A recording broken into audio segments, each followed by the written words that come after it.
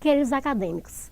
Essa videoaula é referente à unidade 1, que corresponde à primeira semana de aula. Essa semana de aula, ela está contemplada no módulo capítulo 1.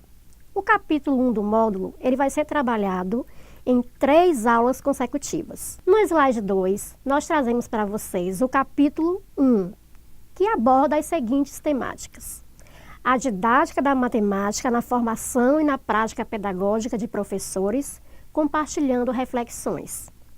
Vocês sabem que atualmente o sistema educativo tem se questionado sobre o que se realmente seria um bom ensino de matemática.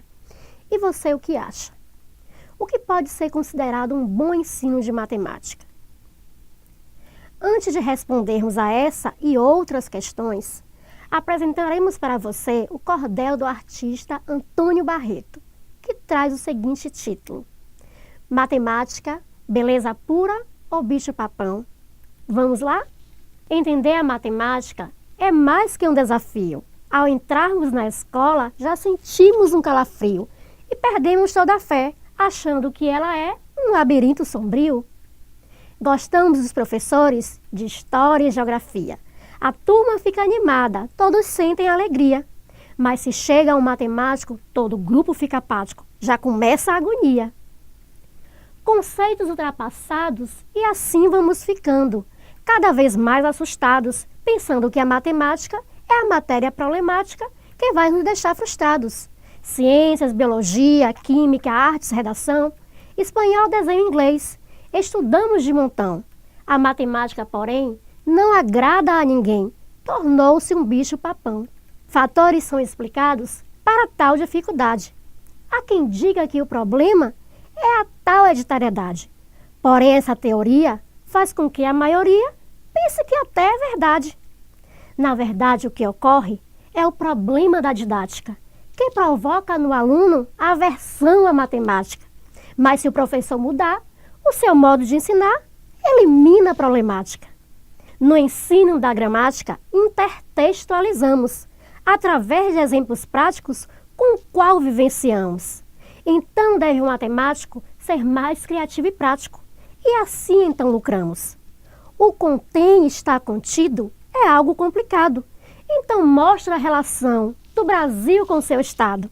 Logo o aluno entenderá que a Bahia contida está num país velho e cansado. Você compra um abará, Coca-Cola, acarajé. Mesmo sem ter estudado, o vendedor dá olé. Passa o troco bem ligeiro, nunca erra no dinheiro. O torcedor leva fé. Entende com precisão. Quando dizem que o Flamengo passa a ser campeão, tem 10% de chance. Logo todos têm alcance da porcentagem em questão. Se o problema é fração, mostre para o seu filhinho, que 1/3, 1/4, 1/5, ele entende direitinho. Lá numa pizzaria, dividindo a fatia, a pizza para o baixinho. Se você, caro leitor, se sente traumatizado com a tal da matemática, deixa a frustração de lado. Para não ficar pinel, faça também um cordel e viva bem relaxado. Vocês gostaram do cordel? Observaram quantos saberes estão expressos nele? Voltemos então à questão norteadora. O que pode ser mesmo considerado um bom ensino de matemática? Será que poderíamos ensinar aos nossos alunos matemática a partir do cordel? O que vocês acham? Poderíamos explorar os termos matemáticos existentes nesse cordel, como, por exemplo, criar um dicionário de termos matemáticos, identificando-o no cordel e até produzir um cordel a partir de um conteúdo matemático? Mas primeiro seria preciso que os alunos conhecessem a estrutura de um cordel e que os nossos alunos fossem apresentados a essa arte de uma forma bem prazerosa. Você aí concorda? Voltemos então à questão norteadora. O que pode ser mesmo considerado um bom ensino de matemática? É preciso esclarecer que não existe uma única resposta para essa questão. O consenso que se tem entre diversos matemáticos, filósofos e educadores é que cada vez mais a concepção que se sustenta sobre a matemática influencia profundamente sobre o que se considera ser desejável do contexto do ensino e da aprendizagem da matemática. No entanto, quando pensamos o porquê de se ensinar matemática ou porquê o aluno deve aprender matemática, percebemos que através dessas justificativas estão implícita ou explicitamente as concepções do ensino de matemática que norteiam o trabalho de qualquer professor. Por exemplo, pode-se justificar que a matemática faz parte do patrimônio cultural da sociedade, sendo nossa obrigação transmiti-la às novas gerações, que ela é essencial, à atividade profissional, ou até mesmo que ela ensina a pensar, tornando-nos aptos, por exemplo, para pensar de forma abstrata e para fazer raciocínios dedutivos. Nesses 3 exemplos que acabamos de dar para vocês, identificamos como quem pensa dessa forma acredita que deve acontecer o ensino de matemática, pois o primeiro aspecto a ser analisado seria: o que está sendo priorizado no ensino quando eu digo, por exemplo, que devemos ensinar nosso aluno a pensar? Confiram esse conteúdo no módulo da disciplina e ampliem seu conhecimento sobre essa questão. No slide 10, nós trazemos aí para vocês a tentativa de situar a educação matemática como uma área de estudo, pesquisa e ensino. Diversos autores e pesquisadores ligados às mais distintas áreas do conhecimento têm empregado leituras, discussões e reflexões, de modo a dar uma configuração mais sistemática e explicativa do que seja essa nova área de atuação formativa do professor de matemática. Vasco é um deles. Inclusive, nos traz uma tríade para nos mostrar os aspectos mais destacados na formação da referida área de estudos. E pesquisa, é claro. São eles: místico-religioso, racional, prática social.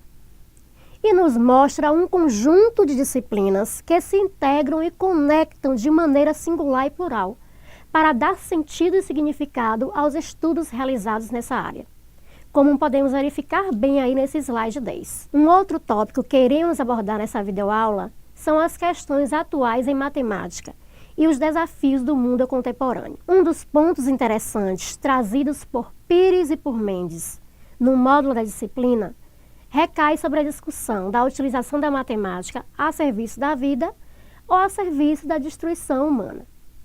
No primeiro exemplo, trazemos a matemática sendo usada a serviço da vida, como está aí no nosso slide, onde nos é mostrada as trajetórias do sistema de crescimento de tumores representando o tumor de mama, apresentado no artigo Modelagem Matemática do Tratamento do Câncer de Mama com Radioterapia.